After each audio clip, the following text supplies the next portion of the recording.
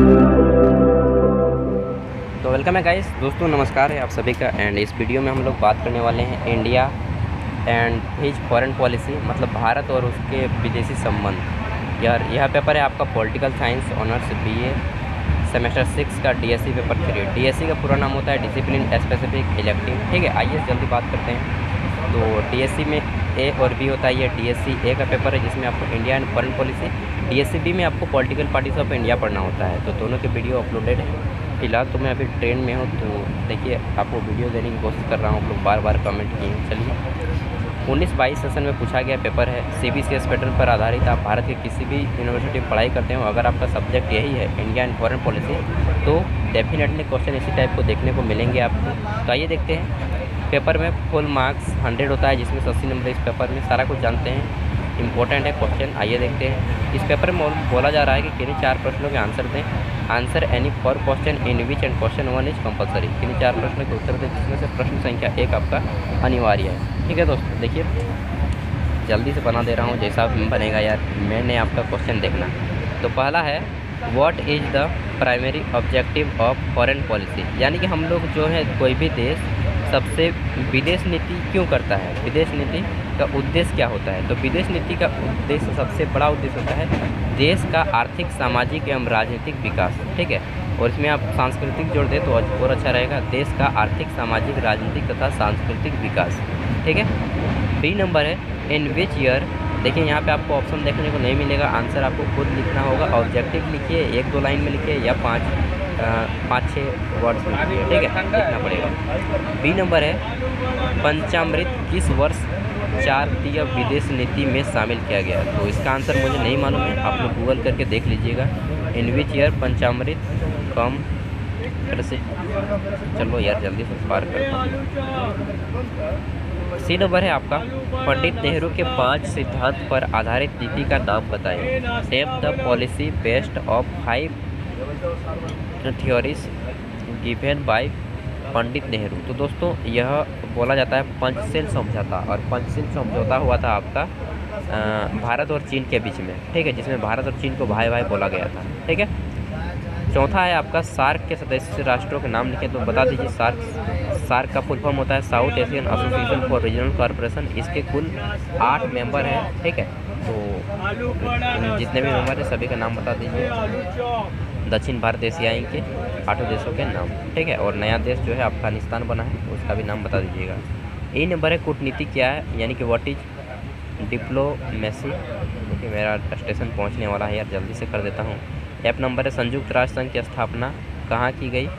Where was the establish of UNO. तो यह स्थापना किया गया था आपका अमेरिका के न्यूयॉर्क में। अमेरिका का सबसे बड़ा शहर है न्यूयॉर्क, 1945 में।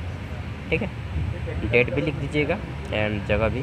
जी नंबर है, ताशकंद समझौता कब हुआ। तो डेट बता दीजिए, मुझे तो इतना एग्जैक्टली याद नहीं है। 1972 या 76 में हुआ था, भारत और चीन के बीच। सॉरी, भारत चीन बोल रहा हूँ, भारत और पाकिस्तान के लड़ाई हुआ था, जो उसी को सुलझाने के लिए। एच नंबर है, एफडीआई का पूर्ण रूप क्या है। तो एफडीआई का फुल फॉर्म लिखना है। उसके बाद है आपका नेक्स्ट है, शिमला समझौता किन 2 देशों के बीच हुआ। तो भारत और ये पाकिस्तान के बीच हुआ था, जिसमें हमारे लाल बहादुर शास्त्री जी भाग लिए थे। आई नंबर है, सॉरी जे नंबर है, भारत सोवियत संधि किस वर्ष में हुई। ठीक है, भारत और सोवियत संघ के बीच जो संधि हुआ था वह किस वर्ष हुआ था, उस आपको डेट को बताना है।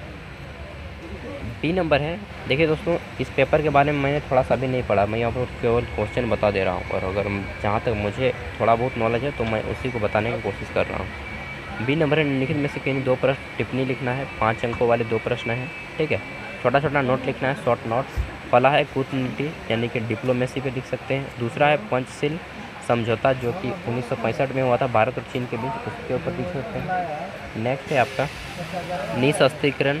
ठीक है, निशस्त्रीकरण मतलब कि हथियार का त्याग करना, किसी प्रकार का हथियार नहीं रखना, डिजार्मेंट कहा जाता है इसको।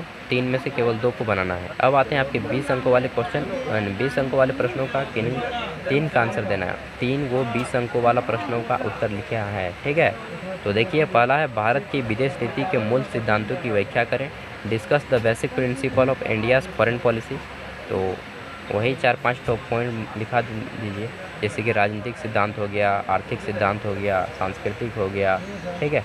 तो इन सब चीज़ों को लिख दीजिए। तीसरा है discuss the relation between India and Russia in post cold war period. तो दोस्तों कोल्ड वार चला था, आपको मालूम होना चाहिए कि कोल्ड वार 1945 में शुरू हुआ था और 1991 में समाप्त हुआ था। उस समय भारत और रूस के बीच कैसा संबंध था उसको बताना है, ठीक है। 4 नंबर है वैश्वीकरण की और भारत के प्रयासों का डिस्कशन करें। Discuss the efforts of India toward globalisation. तो वैश्वीकरण पूरा विश्व का एक बाजार के रूप में उभरना ही वैश्वीकरण है। इसके ऊपर जितना लिख पाएँ लिख दें। 5वां है भारतीय विदेश नीति की सार्क में भूमिका पर लेख लिखें। A write an essay on the role of Indian foreign policy on SAARC. SAARC के ऊपर लिख दें इसकी स्थापना कब हुई, राजीव गांधी ने स्थापना किया था, ठीक है, कब हुआ था, कौन कौन से देश इसके अस्थायी सदस्य देश थे, सबको लिखना है। इसका मूल उद्देश्य क्या था, दक्षिण, और इसका सबसे बड़ा देश कौन सा है, जैसे कि भारत है सबसे बड़ा देश, तो आप लोग लिख सकते हैं। मैं थोड़ा आपको हिंट इतना ही कर सकता हूँ, उससे ज़्यादा हिंट मैं अभी नहीं कर सकता, क्योंकि ज़ोर से बोलूँगा तो ट्रेन में बहुत सारे लोग हैं यार। देखिए आपके लिए मैं क्या क्या कर रहा हूँ। देश डेफिनेटली मुझे भी फ़ायदा होगा अगर आप लोग वीडियो देखेंगे तो। 6ठा है discuss the Gujral doctrine and Indo Nepal relation. यानी कि आपको लिखना है गुजराल सिद्धांत एवं भारत नेपाल संबंधों की व्याख्या करें। यार भूख भी लग गया यार, 10 बजने वाला है, खाया नहीं हूँ रात से। डिस्कस द इंडो पाक relation in post cold war period, ठीक है। यानी कि शीत युद्ध के काल में भारत और पाकिस्तान के बीच संबंध कैसा था उसके बारे में बताना है। एंड अंतिम क्वेश्चन आता है आपका कि नरेंद्र मोदी काल, जिसे मोदी युग कहा जाता है, ठीक है, 2014 से शुरू होता है मोदी युग। मोदी युग या नरेंद्र मोदी काल के दौरान नेपाल और श्रीलंका के प्रति भारत की विदेश नीति का वर्णन करना है कि किस तरह रिलेशन है, अभी उनको डिफाइन कर देना है, ठीक है।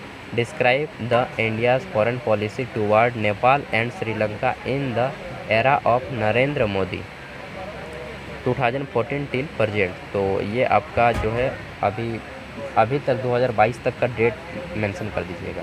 तो 2022 में इसी टाइप के क्वेश्चन आए थे। एंड डेफिनेटली आप जिस भी विश्वविद्यालय में पढ़ते हो, कोई भी यूनिवर्सिटी हो, अगर आपका सब्जेक्ट यही है इंडिया एंड फॉरेन पॉलिसी, तो इसी टाइप के क्वेश्चन देखने को मिलेंगे दोस्त, चाहे आप कोई भी यूनिवर्सिटी से पढ़ाई करते हो, ठीक है। Thank you, all the best, अच्छे से एग्जाम दें। एंड कुछ भी डाउट हो तो कमेंट करके पूछ लेना। Thank you.